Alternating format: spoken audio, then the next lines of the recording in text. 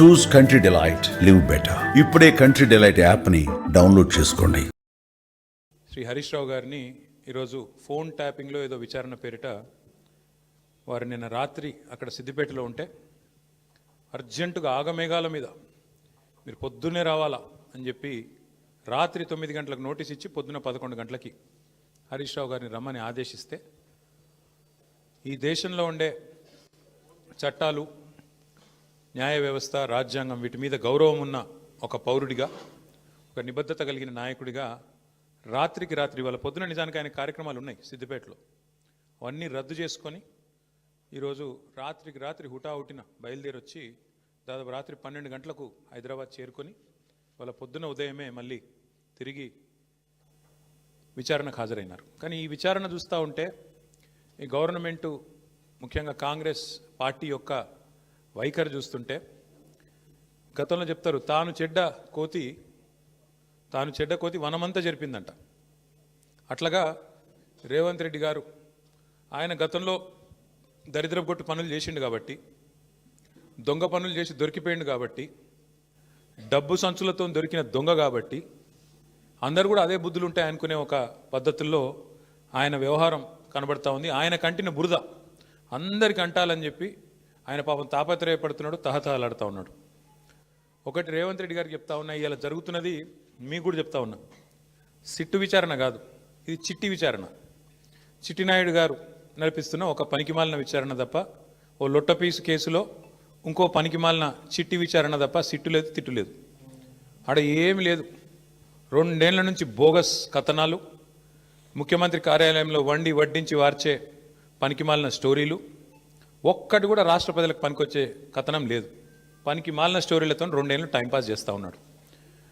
నేను అడుగుతా ఉన్నా ఆయనని, రేవంత్ రెడ్డిని, 1 కాదు 2 కాదు, ఇంకో 1000 వేసుకో, నీ సిట్టులు చిట్టీలు ఇంకో 1000 వేసుకో, ఏం ఫరక్ పడదు. మేము మాత్రం నీ కొద్దిగా ఉంటే కొన్ని రోజులు శునకానందం ఉంటుంది, కానీ మేము మాత్రం నేను వదిలిపెట్టాం. బీఆర్ఎస్ ఇవాళ తెలంగాణ ప్రజల గొంతుక, ప్రధాన ప్రతిపక్ష పార్టీ. మీరు ఎన్నికల్లో ఆనాడు మమ్మల్ని ఓడించడానికి అడ్డమైన మాటలు చెప్పి, అడ్డగోలు హామీలు ఇచ్చి, అందమైన అబద్ధాలను 6 గ్యారంటీ కార్డుల రూపంలో ప్రచురించి ఆ రోజు ప్రజలను ఏదైతే బురిడి కొట్టించినారో, మేము ప్రజల తరపున గట్టిగా మాట్లాడుతున్నాం అన్నదే నీ బాధ. ఇవాళ ఎట్లా ఉన్నదంటే నీ వ్యవహారం రేవంత్ రెడ్డి గారు, అదృష్టం అందలం ఎక్కిస్తే బుద్ధి మాత్రం ఇంకా బురదలనే ఉన్నది రేవంత్ రెడ్డిది. రాజకీయంగా ఇంకా కూడా ఆయనకు జ్ఞానం రాలే, ముఖ్యమంత్రి అన్న సోయి లేదు. తెల్లారి లేస్తే కేసీఆర్ గారిని తిట్టడం, మా పార్టీ నాయకులను తిట్టడం, పనికిమాలిన బూతులు మాట్లాడడం, పనికిమాలిన పని చేయడం తప్ప. అందుకే అంటున్నా నేను, అదృష్టం అందలం ఎక్కించిన బుద్ధి మాత్రం బురద బుద్ధే రేవంత్ రెడ్డిది. అందుకే ఈ దిక్కుమాలిన పనులు చేస్తూ ఉన్నాడు. 2 సంవత్సరాల నుంచి సాగదీస్తున్నాడు ఫోన్ ట్యాపింగు. నేను ఇవాళ అడుగుతా ఉన్నా రేవంత్ రెడ్డిని, ఎందుకు ఒక్క అధికారి కానీ, ఒక్క మంత్రి కానీ, లేదా స్వయంగా హోంమంత్రి ముఖ్యమంత్రిగా ఉన్న ఈ రాష్ట్రంలో ఒక్క అఫీషియల్ ప్రెస్ మీట్ ఎందుకు ఉండదండి ఫోన్ ట్యాపింగ్ మీద? ఒక్కరు బయటకు వచ్చి ఎందుకు మాట్లాడరు? ఎన్ని రోజులు లీక్ల మీద బతుకుతావు? జరిగింది తప్పు అంటున్నావు, ఏం తప్పు జరిగింది చెప్పు. ఇంకెన్ని రోజులు లీక్ల మీద బతుకుతావు?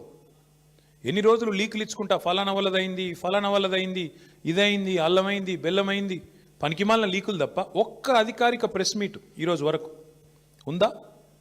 సిట్టు కానీ వేధింపులకు ఇంకా విచిత్రం ఏంటంటే, హరీష్ రావు గారి మీద సిట్టుని చిట్టి పెద్దదా? అసలు ఏమైనా ఇంగితం ఉందా ఈ ముఖ్యమంత్రికి కానీ ప్రభుత్వానికి కానీ? వాళ్ళ బాధ అంతా ఒకటే. నిన్న ఉదయం హరీష్ రావు గారు వెంటనే సాయంత్రం వరకు హరీష్ రావు గారికి నోటీసులు. ఇది వాస్తవం, ఏం లేదు ఇంతకంటే. నిజంగానే హరీష్ రావు గారు నిన్న చెప్పింది తప్పైతే, నిన్న ఉదయం ప్రెస్ మీట్లో హరీష్ రావు గారు చెప్పింది అయితే సింగరేణి సంస్థను, సంబంధిత అధికారులు, బాధ్యులైన మంత్రి గారు లేదా ముఖ్యమంత్రి గారు ఈ పార్టీకి తప్పు వారు చెప్పింది ఇది వాస్తవం అని చెప్పాలి కదా. చెప్పారా? 24 గంటలు అయిపోయింది, ఎందుకు మాట్లాడట్లేదు? ఎందుకు ఒక్క స్పందన లేదు? ఎందుకు ఒక్కరంటే ఒక్కరు? కాంగ్రెస్ కుంభకోణాలు బయటపెట్టిన ప్రతిసారి ఇదే డైవర్షన్ గేమ్లు, ఇదే రకమైన డ్రామాలు వీళ్ళకి అలవాటుగా మారిపోయింది. సింగరేణి టెండర్లలో ఇవాళ నేను ఆధారాలతో సహా మీ ముందు బయటపెట్టబోతా ఉన్నా. స్పష్టంగా రేవంత్ రెడ్డి గారి బావమరిది కోసం ఆయనని కింగ్ పిన్గా చేసి, సృజన్ రెడ్డి అనే వ్యక్తిని కింగ్ పిన్గా చేసి, ఆయన చుట్టూ ఇవాళ మొత్తం ఆ టెండర్లన్నీ రిగ్గింగ్ చేసి మొత్తానికి 9 టెండర్లు ఇప్పటికే పూర్తి చేసినారు. మీకు ఈ విషయంలో ఒక చిన్న అవగాహన ఉండాలి కాబట్టి ఒక చిన్న విషయం చెప్తాను. మేము గతంలో 10 ఏళ్ళు, దాదాపు 10 ఏళ్ళు అధికారంలో ఉన్నాం. సింగరేణి సంస్థలో కేసీఆర్ గవర్నమెంట్ ఉన్నప్పుడు ఎన్నడూ రాజకీయ జోక్యం లేదు, ఎన్నడూ ఇట్లాంటి దిక్కుమాలిన కార్యక్రమాలు లేవు, ఈ పైసల ఆలోచన లేదు. అందుకే నీట్గా కంపెనీ నడిచింది. వేలాది మంది కార్మికులకు అద్భుతమైన బోనస్లు ఇచ్చినాం, 30%, 35% బోనస్లు ఇచ్చినాం. సంస్థ బాగు కోసం ఆలోచించినాము, సంస్థను లాభాల్లోకి తీసుకొని పోయే ప్రయత్నం చేసినాం. వేల మంది కార్మికుల వాళ్ళని సంరక్షించడం, వాళ్ళకి ఇచ్చిన వాగ్దానాలు నెరవేర్చడమే లక్ష్యంగా మేము పనిచేసినాం.